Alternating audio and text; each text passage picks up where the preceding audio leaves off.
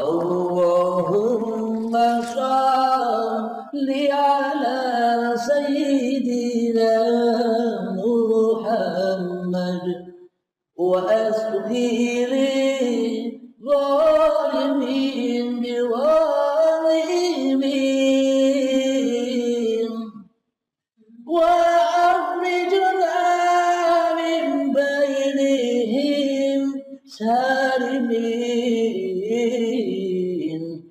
wa ala alihi wa sahbihi ajma'in. Logika masuk akal? Iya. Tapi kebanyakan manusia senang disiksa. Percaya kalau di alam kuburan yang di luar itu ada siksanya. Kok senang disiksa? Sebab dulu biasa dari kecil kita sudah didedahkan dengan cerita-cerita penggali kubur. Bila orang mandikan mayat, macam-macam dia orang lihat kan. Ya, contoh logika lagi ya. Logika lagi yang ada di dalam video YouTube saya yang berjudul Misteri 7 Langkah Malaikat Mungkar dan Nakir. Logikanya begini. Ketika Anda memakamkan orang ketika di kuburan, seolah-olah Anda taubat dari dosa-dosa Anda melihat orang dikubur. Ya Allah, sebentar lagi aku begini dikuburkan, aku tobat kepadamu ya Allah. Seolah-olah tobat, benar-benar tobat. Tapi alangkah bedanya ketika Anda sudah meninggalkan kuburan 7 langkah, mungkar nakir lagi hati Anda, ya kan? Lupa. Ya enggak. Lupa dengan tobatnya. Mungkar lagi, ingkar lagi kepada Tuhannya, ya kan? Dan logika lagi seumpama memang bila mungkar nakir datang sungguhan kepada orang yang sudah mati di dalam kuburan itu, yang mending kita tungguin saja. Maknanya kita bohongi malaikat, pura-pura kita pulang, setelah 7 jangka 10 jangka kita balik lagi, kita keduk lagi biar mayatnya hidup lagi bersama kita, tidak mati-mati, ya kan? Apa begitu? Ya enggak? Sebab diajar bila meninggal rohnya masuk balik dalam tubuh. Katanya begitu. Berarti kalau rohnya kembali kepada tubuh, berarti rohnya ini rohnya manusia. Kalau manusianya punya roh, ngapain mati, ya enggak? Ya enggak, Bunda? Iya. Kalau hidup kan ya tetap hidup, tidak bakal mati, ya kan? Itu semua ada pada cerita diri kita saat ini. Maknanya mungkar nakir datang setiap saat, setiap waktu pada kita bila kita tidak iman kepada Allah. Bila kita belum mengenal Allah, bila kita belum tahu Allah siapa Allah, bila kita masih jadi Tuhan, mungkar nakir setiap saat datang pada kita. Waktu kita makan, mungkar nakir datang. Halim, kau lagi makan. Marobuka, siapa yang memberi makan kamu? Siapa yang memakankan kamu? Siapa yang menggerakkan kamu? Abdul Halim, saya tidak bisa jawab. Ya enggak? Karena Abdul Halimnya jadi Tuhan, tidak bisa jawab pertanyaan itu. Maka dari itu akhirnya makanannya, minumannya menjadi makanan dan minuman ahli neraka, haram. Ya enggak?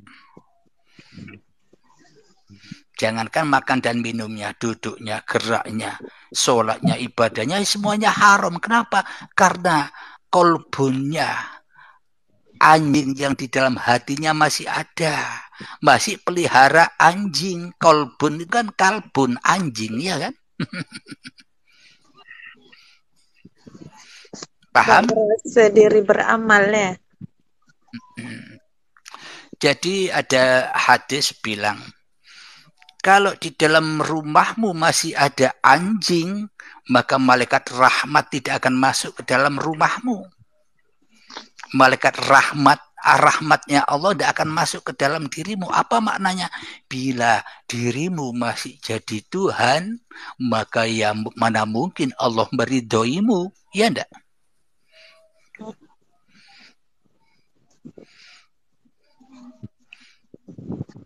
Jadi anjingnya harus di luar diri, jangan di dalam diri. Ya najis semua apa yang diamalkannya.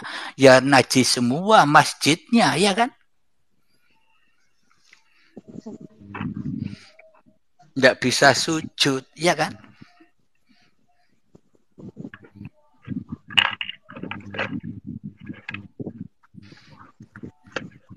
Jadi maknanya anjingnya itu harus diusir, dikeluarkan dari hati. Maka tempat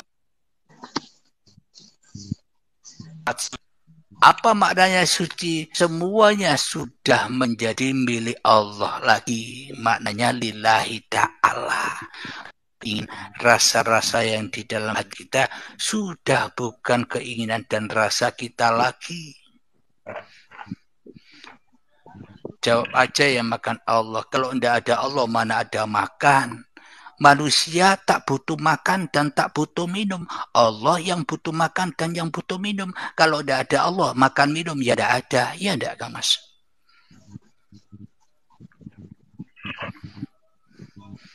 Coba Anda flashback ke dulu saat Anda sebelum jadi badan. Saat dari tanah dulu sampai menjadi bayi. Apakah Allah tidak memakani kita? Apakah Allah tidak meminumi kita? Lah kita bisa makan dan bisa minum kira-kira. Siapa yang butuh makan dan minum? Ya enggak, Kang Mas? Selama ini seolah-olah yang bisa makan dan yang bisa minum kita. Lalu Allah bisa apa?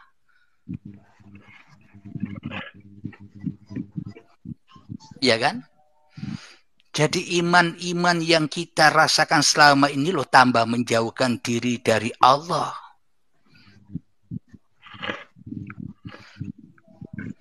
Sebab kita Bisa ada dipaham. Sebab kita ada nama. Sebenarnya ya, nama itu bukan nama kita.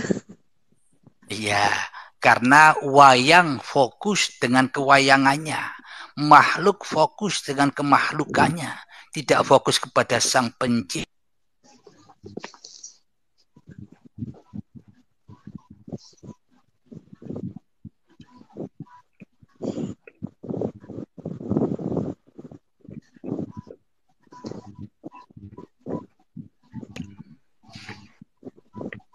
Jadi yang dikatakan alam bagi badan itu alam kematian. Bagi Allah bukan yang sudah mati badannya hidup, tapi hatinya yang mati, hati yang ingkar dari hati yang masih menggoibkan Allah. Wujud manusia itulah hati yang dikubur, itulah siksa kubur, itulah alam barzah yang sebenarnya nyata, ndak goib, ndak angen-angen, ya kan?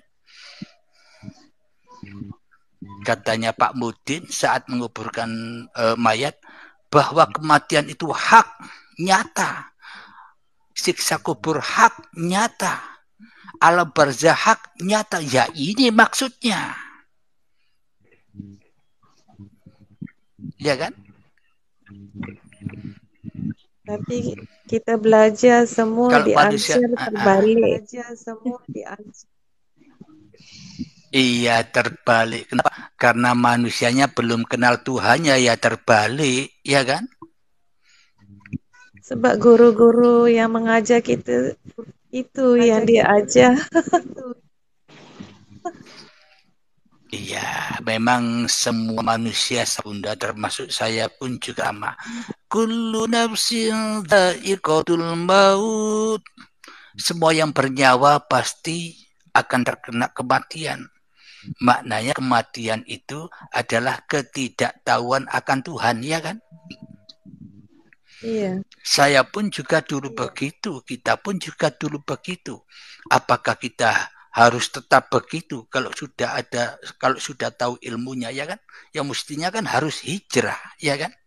Iya. Jadi semua manusia tak terkecuali Nabi Muhammad pun juga begitu. Apa buktinya? Nabi Muhammad pun juga begitu. Buktinya 15 tahun di Gua Hira Nabi Muhammad mencari rahmatnya Allah. Mencari Allah. Khalwat di Gua Hira selama 15 tahun guna untuk mencari Allah, ya kan? Sama kan? Iya.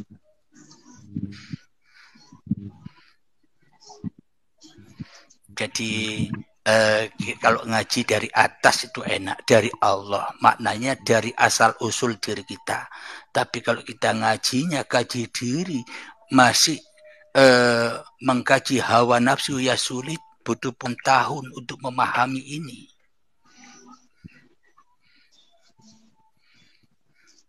Sebab kita baca tafsir syariat.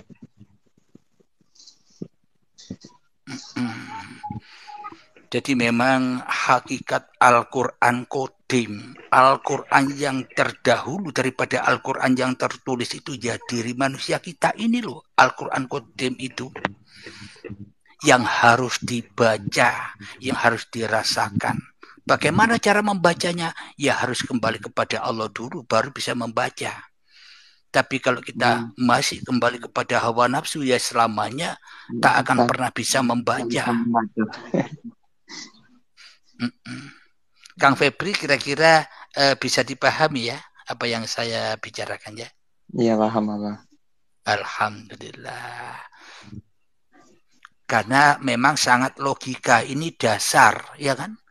Dasar. Ya, awaluddin ma'rifatullah. Awal suatu agama itu yaitu kenal Allah. Tapi selama ini kita belum kenal Allah, ujuk-ujuk sholat. Belum kenal Allah, ujuk-ujuk ibadah. Belum kenal Allah, ujuk-ujuk puasa. Sama halnya Anda begini. Anda bekerja di suatu perusahaan. Anda tidak daftar dulu kepada bos yang punya pabrik. Anda langsung ikut kerja saja. Kira-kira Anda dapat ganjaran atau dapat pahala? Dapat gaji? Ya tidak mungkin kan?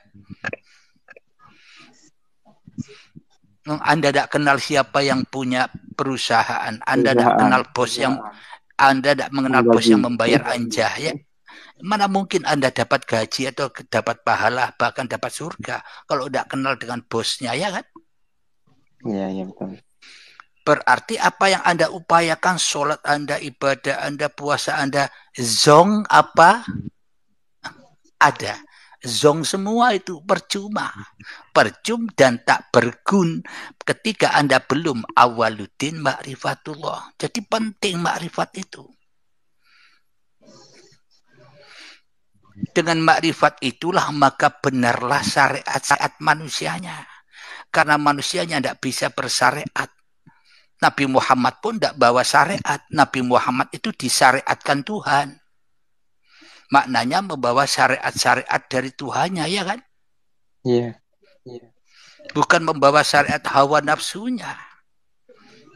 Waalaikumsalam warahmatullahi wabarakatuh. Assalamualaikum Kang Muhammad Lukman. Waalaikumsalam warahmatullahi wabarakatuh. Salam kenal semuanya. Ya, salam kenal juga. Salam. Dari mana Kang Mas? Apa kabar oleh Allah? Oke.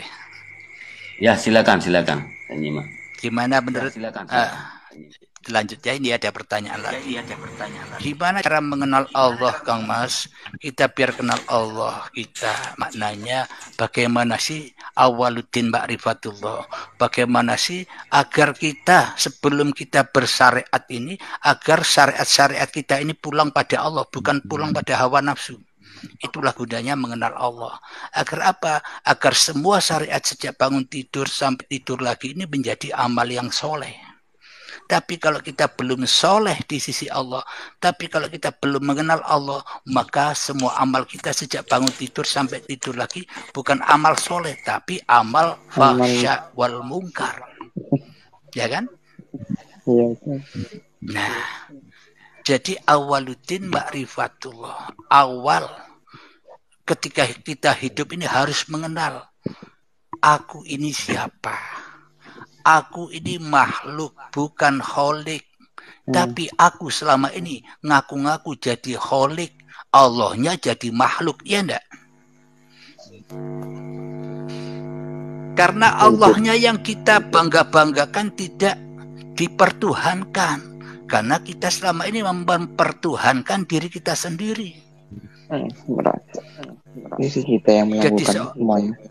Nah, seolah-olah kita sebagai pencipta makan, pencipta rokokan, pencipta ngaji, pencipta sholat, seolah-olah kita semua penciptanya. Lah Allah buat apa?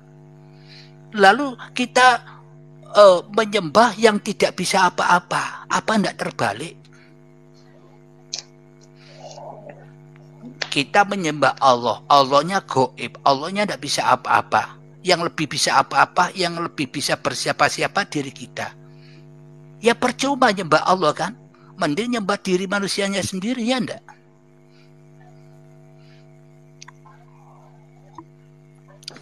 Nah, supaya amal kita, syariat kita ini menjadi syariatullah seperti syariatnya para nabi dan para rasul, yang mana para nabi dan para rasul tak pernah ingkar hatinya dari Tuhannya, maka ya ikutilah apa iman, takwa yang dimiliki oleh para nabi dan rasul untuk dicontoh, untuk diikuti, bukan untuk diperingati saja, bukan untuk mulia-muliakan, bukan untuk dibangga-banggakan saja. Ya percuma kita memuliakan dan membanggakan Nabi Muhammad, toh iman kita jauh daripada Nabi Muhammad, ya kan?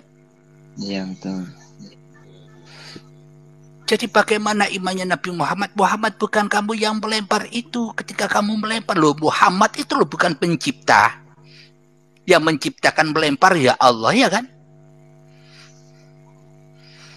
Nah, jadi maksudnya gini Kang, maksudnya iya, itu iya, silakan. menyatakan Allah dalam diri, itu maksud Kakang gitu. Maknanya hanya Allah yang ada, makhluknya gaib, sebagaimana Anda menggaibkan Allah selama ini, ya kan? Yang ada di dalam kita nih apa tuh kekuatannya ataupun Allahnya itu sendiri, itu kayak mana tuh? Semuanya Kang Mas. Semuanya. Manusia tidak memiliki apa-apa. Manusia tidak bisa mencipta apa-apa, ya kan? Ya, itu tak dapat dinafikan di dalam diri manusia. Kan matahari dengan sinar matahari kan berbeda itu kan. Tapi maknanya tapi tidaklah sinar matahari itu disebut matahari dan tidaklah disebut matahari karena nggak ada sinar matahari kan gitu. Jadi matahari dengan sinarnya itu kan nggak sama. Waalaikumsalam. Kayak mana gitu? Sudah? Kayak mana? Gitu. Kan itu kita sama Allah kan begitu. Iya. Kang Mas namanya siapa? Saya Kang Muhammad Lukman ya. Muhammad Lukman. Iya. Iya. Saya ilustrasikan contohnya begini. Kalau tak ada Lukman di dalam hati Kang Lukman, apa Kang Lukman bisa bergerak, bisa duduk, bisa ngerokok, bisa bekerja? Itulah sinarnya. Mataharinya Kang Lukman, sinarnya apa yang Anda aktivitaskan, itu sinarnya Lukman, ya kan? Bisa dimengerti? Itu mengerti saya tuh. Nah, Allah pun juga begitu, ya kan? Kalau hanya Allah yang berkuasa atas Kang Lukman, maka sinarnya pun ya juga lillah. Maka syariat Kang Lukman juga menjadi lillah. Kenapa? Karena bukan kuasa Kang Lukman lagi. Ya. Ya itu enggak, ya tapi yang saya bimbangkan itu kesalahpahaman ngaku Allah itu Kang, Allah itu. Iya, jadi maknanya kebanyakan manusia kalau hidupku ini Allah, ya berarti aku Allah. Nah, inilah salah pemahaman karena tidak belajar. Salah kaprah ya, itu nanti didengar orang awam. Iya, salah gitu. pemahaman ya. Jadi memang ilmu hakikat ma'rifat itu ya harus cari gurunya. Carilah guru di area Anda sana untuk memperdalamnya. Di sini kan saya menerangkan hanya teorinya, ya kan?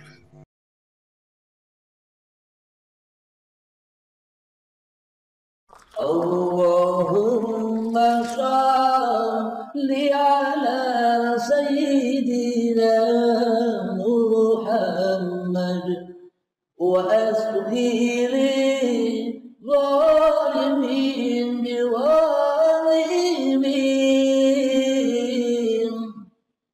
وأخرجنا من بينهم سالمين